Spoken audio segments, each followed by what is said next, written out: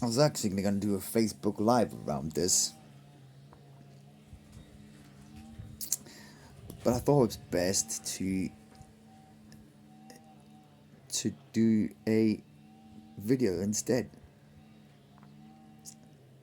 I just want to share this my experience in as many different formats as possible. So I'm going to tap into some beautiful stories. Tap into my life, the story that in terms of service in my life. I'm not going to tap into the traumas that I've experienced in this particular episode, but I am going to tap into the beautiful stories and manner in which I've supported people and families over the years. I was working in Spa around about 2004, and I came across a guy who was wearing a Special Olympics jacket. I was like, "Wow, how did you get that?" He said, "No, he volunteered for the Special Olympics that came to Ireland at the time. I think it was around that time." And I got really interested, and I got reminded. This is the beauty of life. I was reminded because I used to work in a bank prior to coming over to Ireland, and every Friday there would be a group of people from a residential home somewhere in the community that would bring the residents there to go watch a film. I thought that was quite incredible to see some of those people supporting those people. It was the first time I had been slightly, exposed to the disability sector or the disability, whichever way you'd like to think of it. Um, so I decided to take a course in social studies that could potentially get me an opportunity to work in the industry. And that's exactly what happened. I was doing a course and I got opportunity to relief work, and I threw myself at the job in a residential home with people with disabilities, adults with disabilities. I had so many experiences out of that. It was so incredible. But I remember the first day when I started there, and I walked into the building. Just I met some of the residents that were in the chair that didn't, like shook their hands, and you know, I met a guy who had amnesia. Lovely chap, lovely chap. There was so many characters in the home that I met. One in particular. Wow, did I have a whole heap of experiences with that lad. But when I first got there, and this is the introduction I got. Now, he's he is his body is quite what people would perceive to say quite deformed in a way. Um, I love that guy, man. I still love that guy. I really do. You know, um, I had to say goodbye, for my own reasons. I need to move on. Personally, no hard feelings. And that's it. But at the end of the day, like I was there to support this guy, and I supported him in so many ways. It was incredible. When I first got there, he came down on a trolley. I was taken aback by how I perceived him. I was like, whoa, what the like? And even the senior chemical at the time, he's like, you've been thrown into the deep end. This is the first time you've been in this environment, isn't it? I was like, yeah, it is. It's like, oh, it's noticeable, my friend. It's very noticeable. Fresh off the boat, they were saying, fresh off the boat. And so okay, we gave him the guy a shower, and I could see the way they were communicating with the eyes. This particular chap had a system that he devised with his eyes, that he worked with his brother, that he had devised as a young kid. But he also had another system which I was introduced to, letters mapped out like like the keyboard that you would type on your PC. And I'm going down the three lines, 1, 2, 3, up for yes, cross the line and get to the letter. Okay, up for yes, right. By the time I got to the fourth or the fifth letter, if he was even on those big long words, and he did struggle to spell at times, and I'm like, I'd forgotten the whole word. I'd start over. And then he got frustrated, and I could see barriers to supporting him in it. So I said to myself, no way. I said, no, we're not gonna do this. I'm gonna learn how you communicate the other way, because I see you've got these with a small pocket of people that you communicate with, and you communicate very well. Communication is very important to me. So I learned this communication system that he had devised in 2 weeks, and it was perfect, because we went. I decided one. I was chatting away to him and say, "You ever been to a club?" "Nah, never been to a club." I'm like, "What? Come on." He was like, "You're nearly X and you've never been to a club?" Hey, damn. And then that I started to realize actually how how excluded people who have any sort of difference are in that position. I started to realize that, and there's a lot of pity that's been taken on those people when they're walking in public, and there's noticeably different to somebody else. It's like, ish. And in any case, it was great because we got to communicate. And one day I said to him, "Right, I'll take you out." He's like, "Yeah, okay, everybody says that." I was like, right. Great, and excited to prove everybody wrong. I was like, right, prove him wrong. I was like, okay, cool. So I waited a week, and I did a 12-hour shift that day on the Friday. I walked into him, and after spruce and moose, getting dressed up. I had hair back at that time. I was even trying to spark it up in the mirror. Subsequently, that made me realize I shouldn't be having any of these. It was going to take too long to gel 2 pieces, 2 strings of hair. So that was that. In any case, we went out and we had an incredible time. An absolutely incredible time. And we went out plenty times after that. And I was able to be his translator. He was able to integrate in society and feel included and a part of something. And even on countless occasions, we'd met a number of his family friends by going out. The importance of social inclusion. Another guy I helped at that home to get a tattoo, first 2 tattoo. He was very adamant about getting one. And it was discussed, and I supported him in doing that. Social inclusion is important. It's important. That was a very beautiful opportunity to do that. And I met other friends would come into the residential home, and I met obviously family members, and it was really beautiful to support and chat and talk to them in that. But then I moved on to it was a really beautiful role that I played in this life as a link worker. I was called a link worker, right? I don't even understand why they use that terminology. And I questioned even then. I'm like, what does this even mean? Why how does this relate to my role? I could see how, in a sense, because I'm touching base with all the different therapists in relation to the child, linking in. So I saw it as that. That's how I saw it.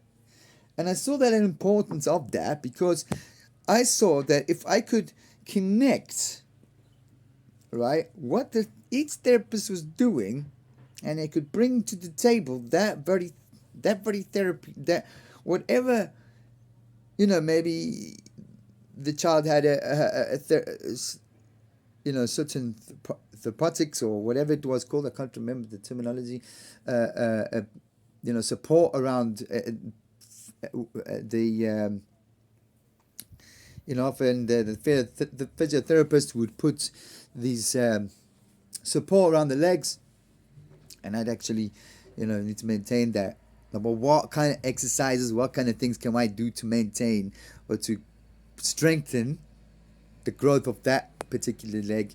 Because he has to use that, then what can we do to improve mobility in a fun way, and in a way that didn't, it didn't seem like therapy? And that's how I saw my role. And in that, I got, it was a lot of, your parents used to ask me questions as a result. And it was really amazing. It was really amazing. I loved every second. Well, not every second, let's be honest, Sheldon. But there were challenging moments, but it was a really beautiful role that I had. Because the first position I had was working with a child who had no limbs at all. No limbs at all. It was really, really heartwarming in the beginning. But I realized quickly how I had to detach from any over sympathetic emotions I might have in order to support the child better and the family. And so you almost have to detach emotionally to serve well, but not entirely, obviously, because you're human. It was really beautiful, though. And then to go on to helping a child who couldn't walk. He walked, but he lost the ability because he was misdiagnosed with meningitis 3 times.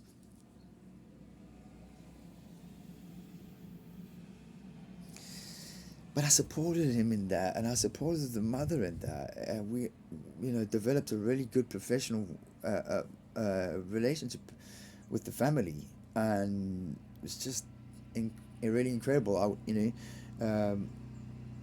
would go out purposely to look for different ways and different exercises, maybe different places, because there are a lot of places in Ireland where you can go and do fun activities, and just looking for different activities. There would be new activities that pop up. I'd say, let's go to this, because then I would be, it was great for me. I got to be a child again, go into all these little different jungle gyms and climbing and in and out, and helping the kid support his mobility in his legs, pushing up.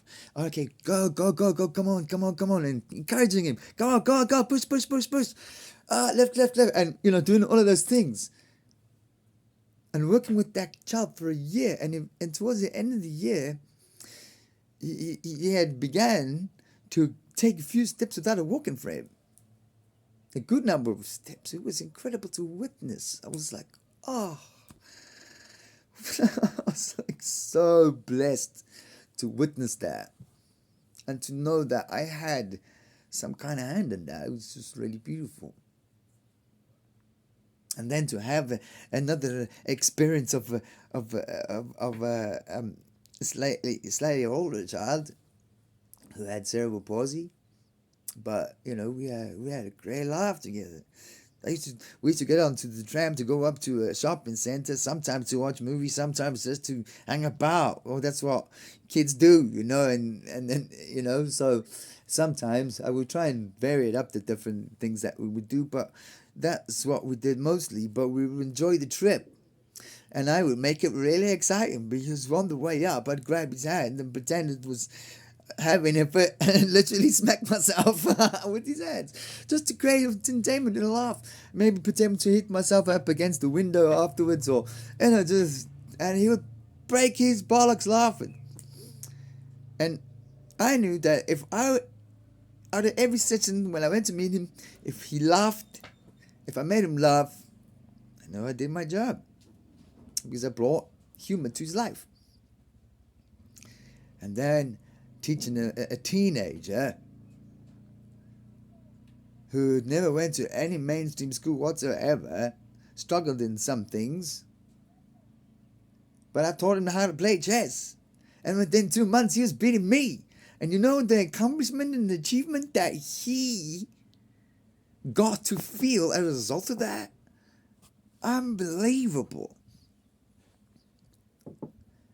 And then I supported him in assisting him how to get on and off buses. And today that he can access, now he has independence, being able to get on buses and off buses through my supporting and helping him how to easily navigate in and on. No problem. Independence.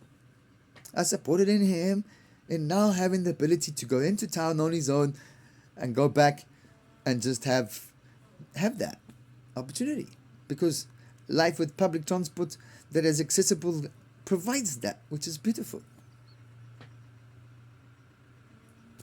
Amazing.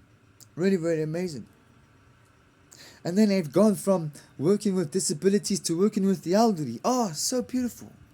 Really, really so beautiful. Well, I really had a wonderful time working with the elderly.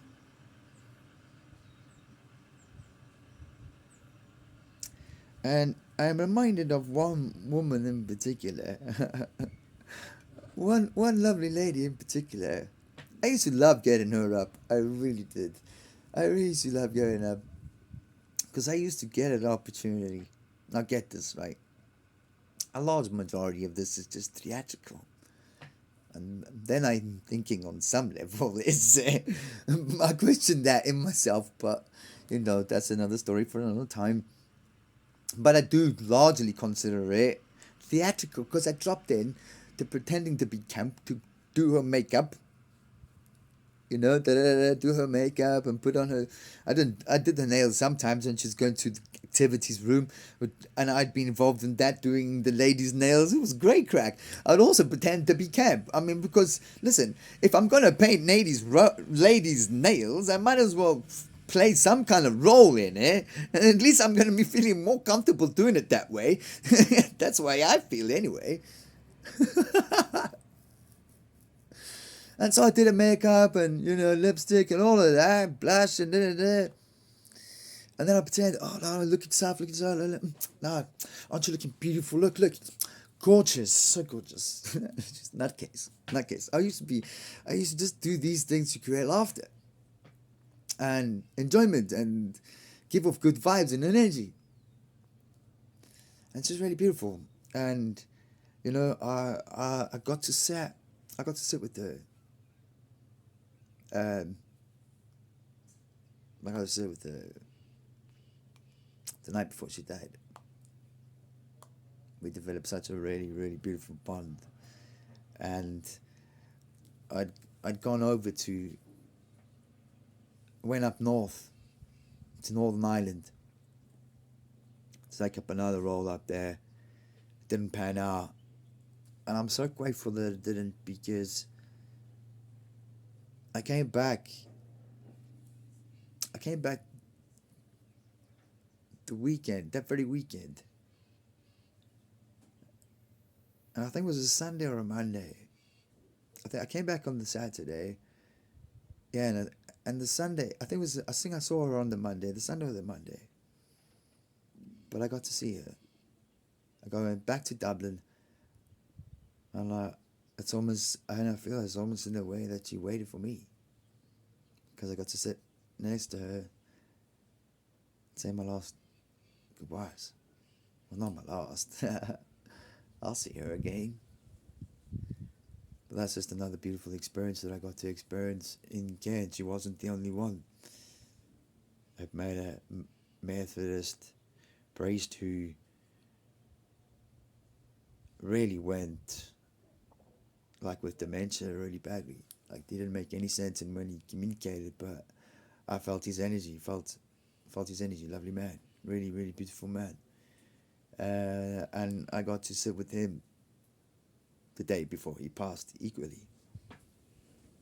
I got to sit with people and help them, and not help them, but just sit with them and just send them beautiful, loving energy in support in crossing the other side. It's been so magical. And prancing around in the dining room, also pretending to be camp, just to entertain them and have them have a laugh. Because laughter is amazing. You know, the amount of times I used to hear people, the elderly people, say, "Oh, you're on today, great. We could do a bit with your energy about." Oh, it's really special.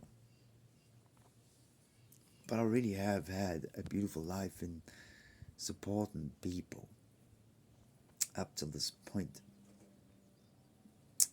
Obviously, more so on a physical level than anything else. And I look forward to supporting people, and it is coming in other ways. I have come to believe that I'm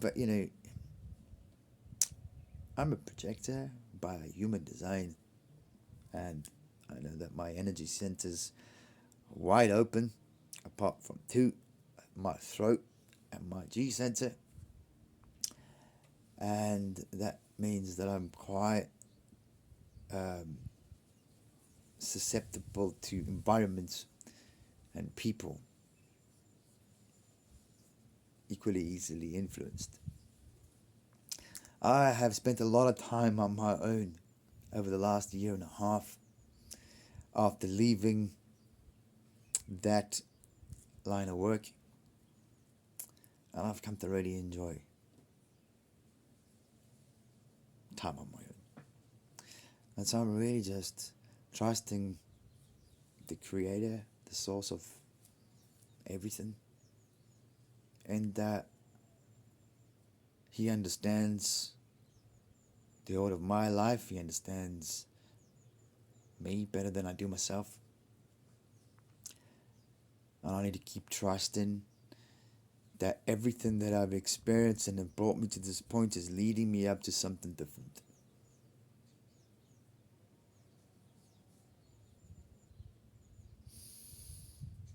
But still having the opportunity to serve people, to serve and support people.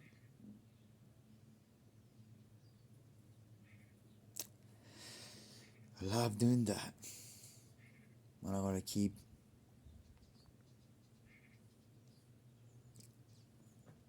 doing what I'm doing, because I am reaching a point where people are going to begin to recognize just how much I can support them in a just in general.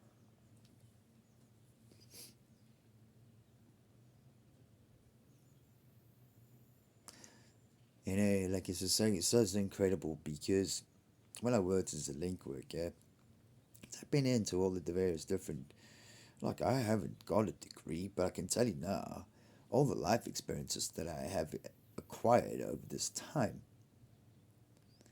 no university would have been in a position to give me. And I'm grateful for that. There have been some very deep lessons.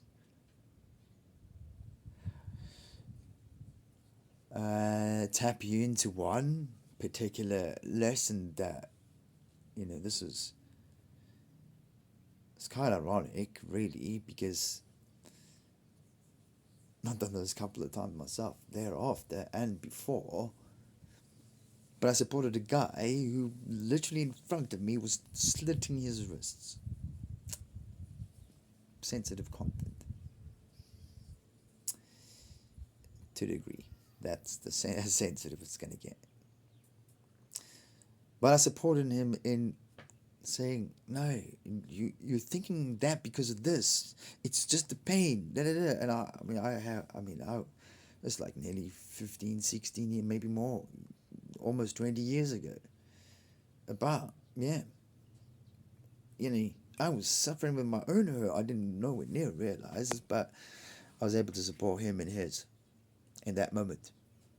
Because I saw different, he was telling me things, I was seeing different things, and I was able to kind of get him to reason. It was really beautiful. I was really beautiful that I really do believe that I supported him in staying alive. So I have had these moments where I have had really beautiful opportunities to support people, and I'm grateful for every opportunity that I get to continue doing just that, because I can't think of anything more rewarding and more satisfying than supporting a fellow human being.